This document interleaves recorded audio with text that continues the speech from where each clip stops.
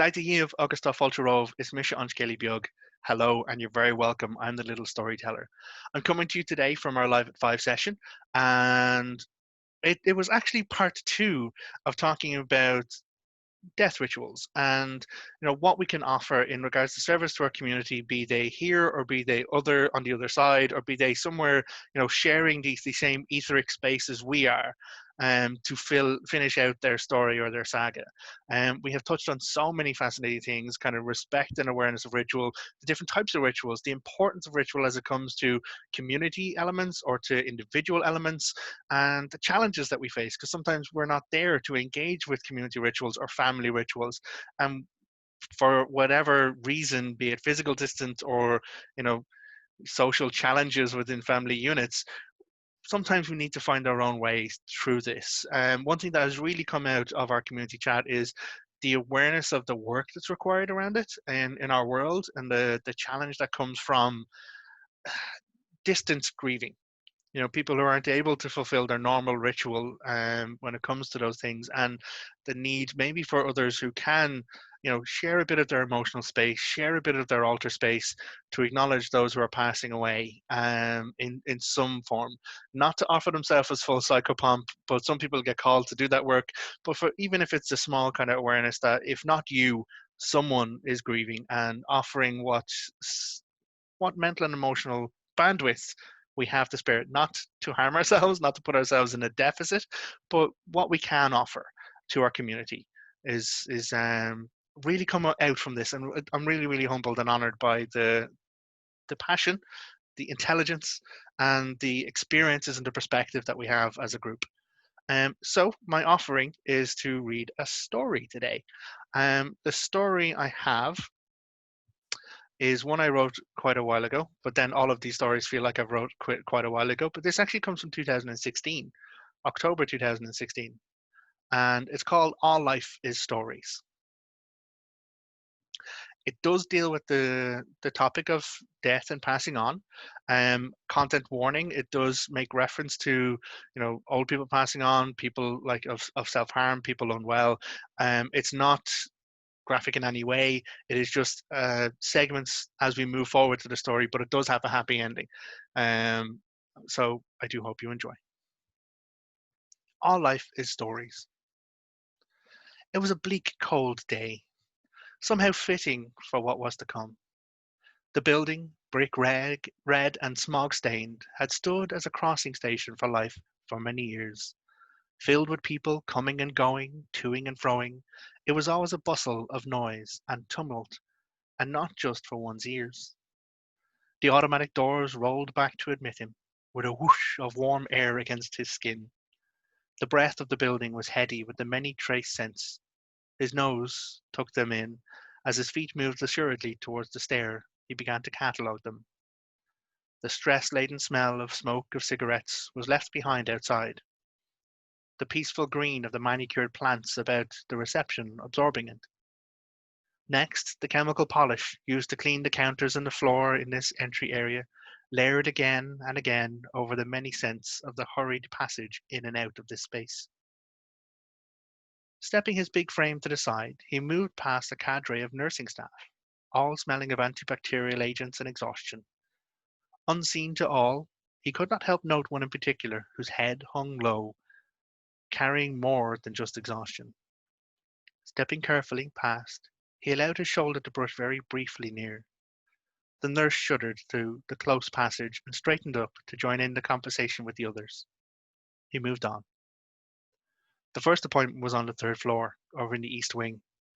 The room was small and dark as he opened the door softly. Taking off his long coat, he folded it over his arm and removed his hat as he stepped inside. The room smelt of must and stale sweat of the occupant. The curtains were closed, forcing a darkness upon it. His eyes roamed about the space and took in the sparseness of it. The small sink set beside the small partition toilet, a slim wardrobe that could not hold more than one set of clothes, a single slim hospital bed, a small bedside cupboard, and beside it, one unused chair. Silent and unseen, he moved over to the seat and settled down into it. The visit had begun, but would not last long. The occupant was old, age having weathered their skin and taken the strength of their limbs. They lay back, propped upon the pillows, eyes closed and breathing shallow. He moved his eye from the patient to the bedside cupboard.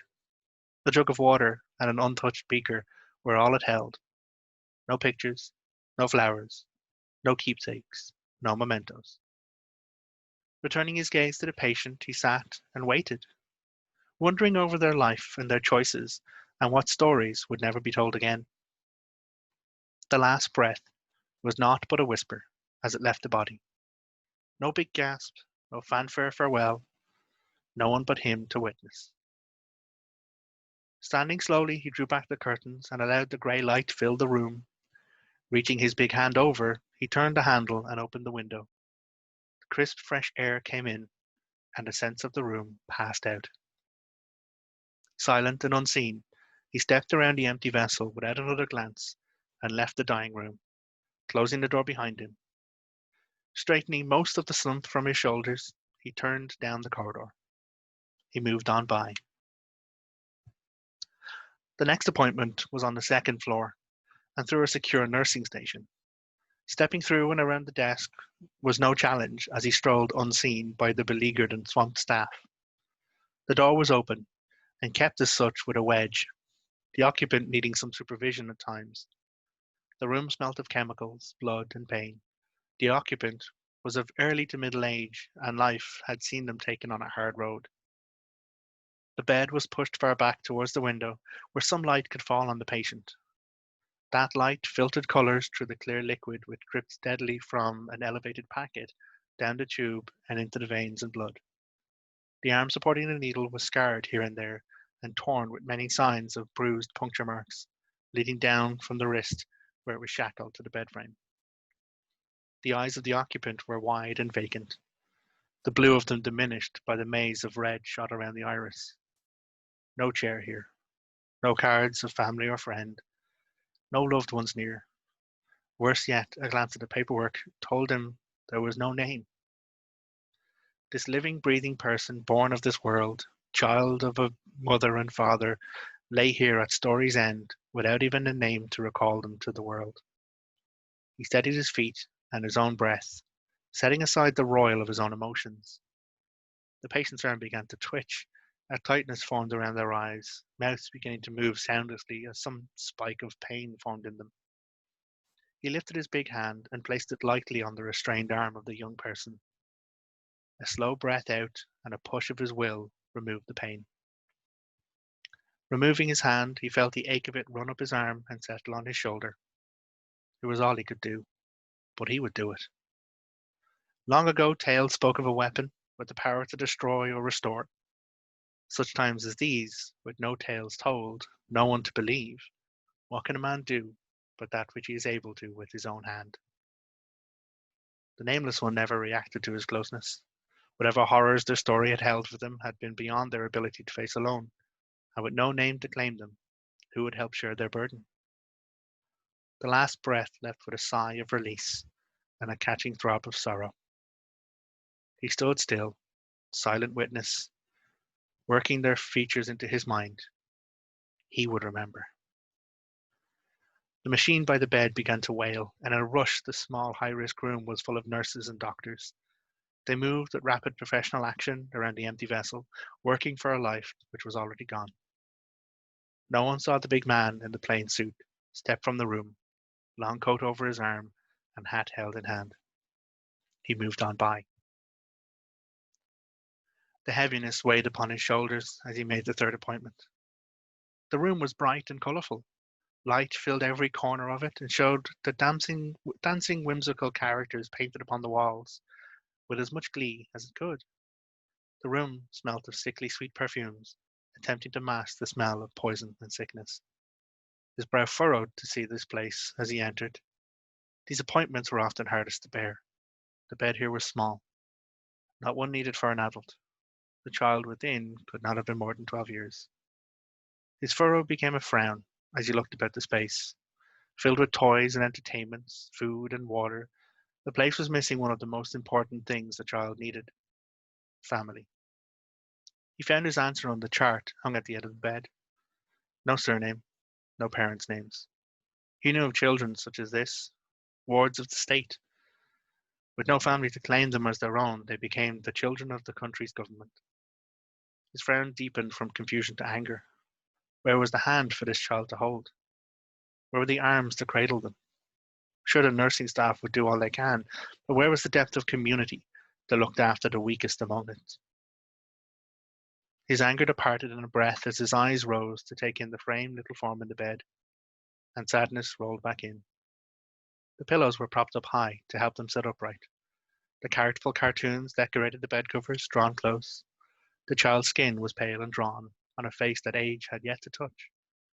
Not a single hair stood on the child's head, lost to the poison the doctors had poured in to try and kill that which was killing the patient.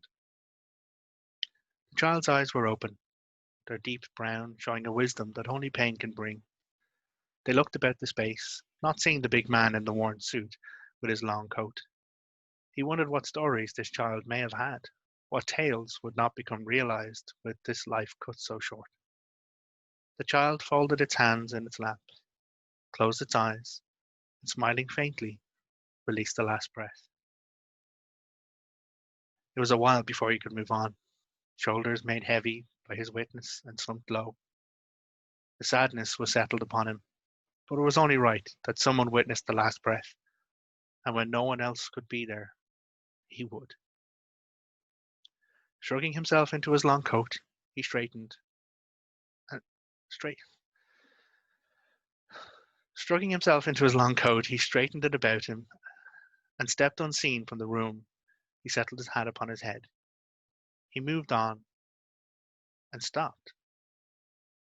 Confusion crossed his broad face, and he cocked his head from side to side as if listening. Nothing beyond the ambient noise of the hospital disturbed the space, yet still something was amiss. His confusion set a frown on his face, and turning away from the exit, he moved between the spaces, searching. He moved slowly, following the faintest of traces which none of his five senses could detect. Moving across the grounds, wards, and wings of the hospital, he patiently traced the sensation back to its source. Moving past staff, patient, and security, invisible to them, unknown to them, unremarked by them. He found it in the most unlooked-for place. The children's ward was a noisy, frantic place, smelling of baby powder, creams, milk, sterilizing fluid, fear, joy, and happiness. There was a jarring rush to the senses, surrounded by clamoring kids, happy, frustrated parents, and patient, smiling, reassuring nurses. So many stories starting and continuing together. So many new chapters to existing stories, and so many new tales getting their first words. The sensation ranked strong here, beneath all other input, and his unseen form moved between the spaces, tracing it down until his feet stuck to the ground and refused to move any further. He turned about slowly, moving his deep dark eyes around, seeking and searching.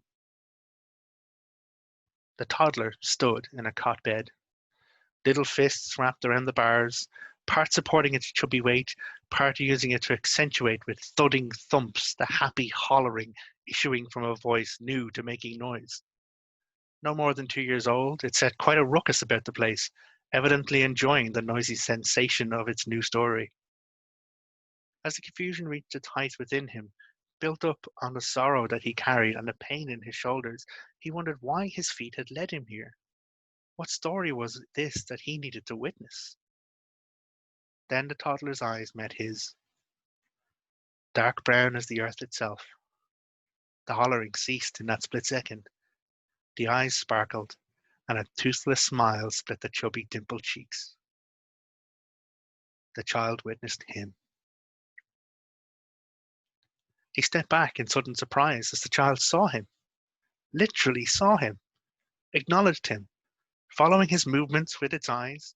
His mind reeled in that moment, seeking, searching for some sense of reason.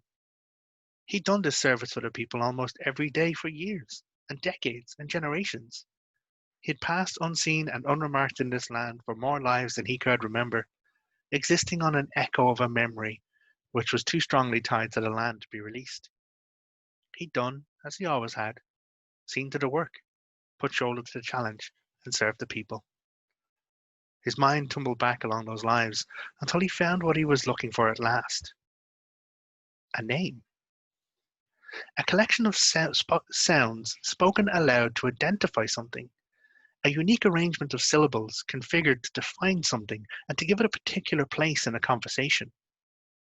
A word, a brand, to recognize and recall everything that was and is for this one special thing existing within the entire scope of the Great Cycle.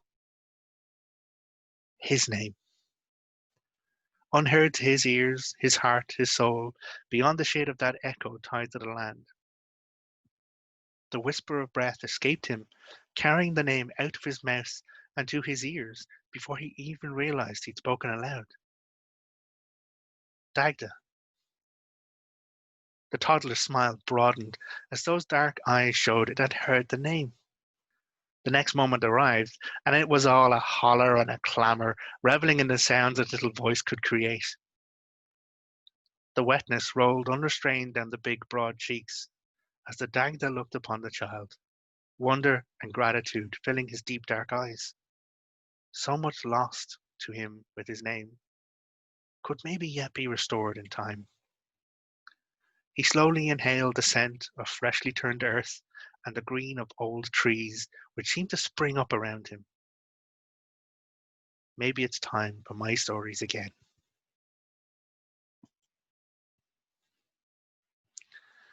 Gaurav Mahagas, thank you very, very much for sharing in that story with me. As I said, it's one that gets me in the feels every single time. And the reason why I wanted to share it, to close off on our talks about this at the moment, is that death may be the end of a story, but there are so many new stories getting their first words in this world around us all of the time. Thank you very much for joining us for our Live at 5 sessions. Our next one will be on Tuesday, and I look forward to sharing space with you then. Gaurav Mahagat, August Salon. Thank you. Goodbye.